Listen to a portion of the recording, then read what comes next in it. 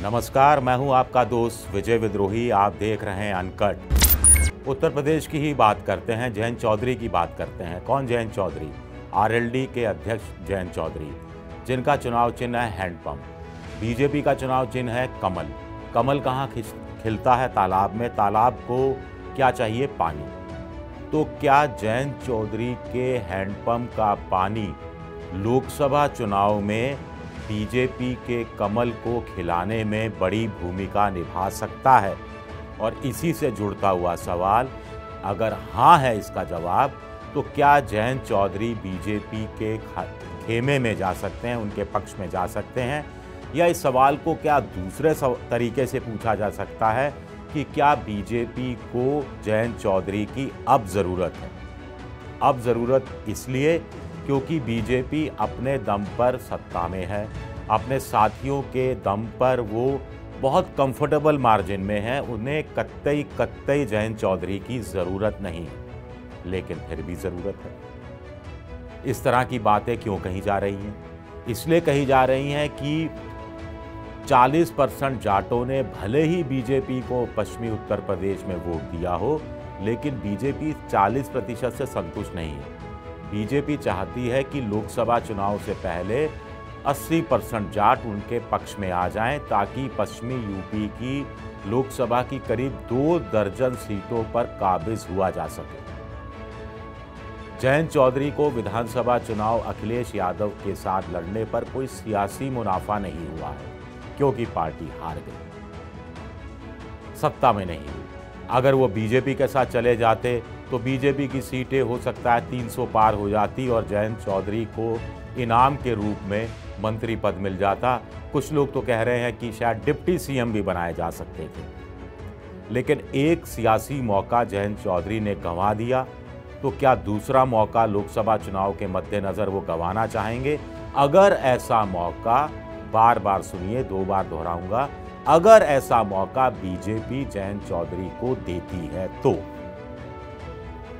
जयंत चौधरी की दृष्टि से देखा जाए तो हमने पश्चिमी यूपी में देखा है कि जाटों को समर्थन मुसलमानों ने दिया उन सीटों पर जहां जाट उम्मीदवार के रूप में खड़ा हुआ और मुसलमान काफ़ी संख्या में थे। जैसा मुजफ्फरनगर, 6 की 6 सीटें जाटों को दी गई और जिसमें से 4 सीटें जाटों ने जीती, जबकि 6 की 6 सीटों पर मुसलमान बहुत ज़्यादा संख्या में। लेकिन जहां समाजवादी पार्टी का कैंडिडेट मुस्लिम था, वहां के जाटों ने इतना समर्थन नहीं किया। अगर किया होता तो पश्चिमी यूपी के पहले 2 चरण में जितनी सीटें समाजवादी पार्टी आरएलडी गठबंधन को मिली, उससे ज़्यादा मिली। तो क्या जयंत चौधरी को ये डर सता सकता है कि विधानसभा चुनाव में जाटों ने अगर मुसलमानों के साथ सियासी धोखा किया, तो लोकसभा चुनाव में मुसलमान जाटों के साथ ये सियासी धोखा कर सकते हैं और इसका खामियाजा जयंत चौधरी को उठाना पड़ सकता है।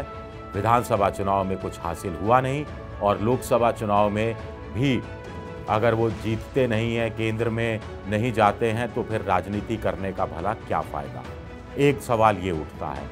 दूसरा सवाल ये उठता है कि चुनाव से पहले खुद अमित शाह ने जयंत चौधरी पर डोरे डालने शुरू किए थे। उन्होंने कहा था कि जयंत चौधरी तो अपने हैं, कभी भी हमारे साथ आ जाएंगे। उस समय स्वाभाविक था वो चुनावी चाल चलने की कोशिश कर रहे थे। स्वाभाविक था कि वो मुसलमानों के बीच जाटों को लेकर एक भ्रम की स्थिति पैदा करने की कोशिश कर रहे थे। कुछ हद तक वो इसमें सफल हुए हैं, कुछ हद तक सफल नहीं हुए, वो बात अलग है।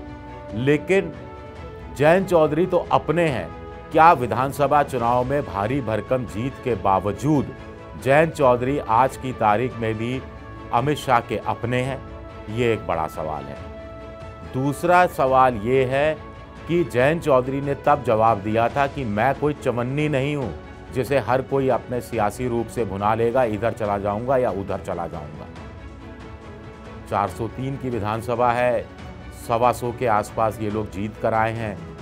चलिए करीब 1/4 से ज़्यादा जीत कर आए हैं, लेकिन सिर्फ जुमलेबाजी के हिसाब से मैं कह रहा हूँ कि 1/4 सीटें जीत कर आए हैं। करीब 1/4 यानी 1 रुपये का 1/4 क्या हुआ? चवन्नी।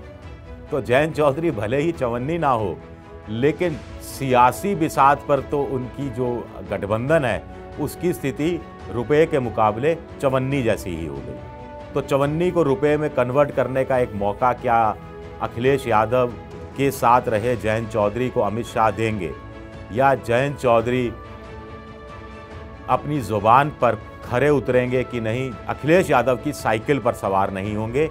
ये एक बड़ा सवाल उठता है। कुल मिलाकर बीजेपी के एंगल से देखा जाए तो वो आज भी चाहेंगे कि जयंत चौधरी उनके साथ चले जाएं। क्यों चाहेंगे? तो इसके मकसद बीजेपी के इससे पूरे होते हैं। एक पश्चिमी यूपी में लोकसभा चुनाव में उनको और ज़्यादा सीटें मिल पाएंगी। जाट उनके साथ पूरा का पूरा आ जाएगा, सवर्ण उनके साथ पूरा का पूरा है, ब्राह्मण पूरा का पूरा है, दलितों के वोट बैंक में अच्छा खासा सेंध लगाया है, लाभार्थियों की संख्या में उन्होंने अच्छा खासा सेंध लगाया है। जाट और मुसलमानों की एकता छिन-भिन होगी तो मुस्लिम बहुल इलाकों में भी बीजेपी जीतने की स्थिति में आएगी। तो इस लिहाज से जयंत चौधरी अमित शाह के लिए मुफीद बैठते हैं। दूसरा, जाट यानी किसान। किसान 3 कृषि कानूनों से नाराज थे जो बीजेपी की सरकार ने वापस ले लिया था।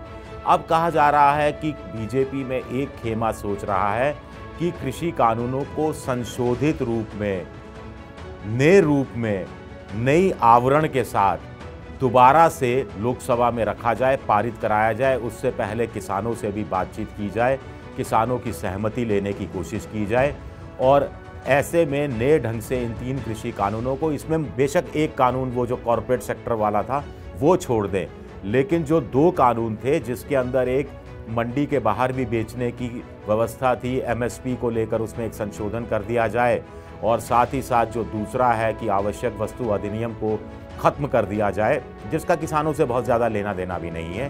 तो ऐसा अगर वो करते हैं तो इसमें जाट मतदाताओं की, जाट किसानों की, जाट वोटरों की भूमिका बहुत बड़ी होगी। और ऐसे में अगर जयंत चौधरी का साथ मिलता है तो जयंत चौधरी अपने जाट भाइयों को ये समझाने में एक बड़ी भूमिका अमित शाह और प्रधानमंत्री मोदी के साथ निभा सकते हैं कि ये जो नए कृषि कानून है, अगर सरकार लाती है, मैं बार बार कह रहा हूँ, तो ये किसानों के हित में है।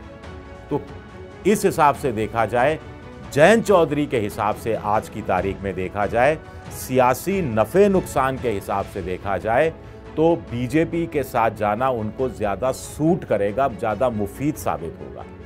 अब वो अपने दादा चरण सिंह की तरह रहते हैं, वादों के पक्के, ज़ुबान के पक्के, या अपने पिता छोटे चौधरी अजीत सिंह की तरह रहते हैं जो इधर उधर पलटी बहुत मारते रहे, तो ये देखना भी दिलचस्प रहेगा। शुक्रिया, बहुत बहुत शुक्रिया।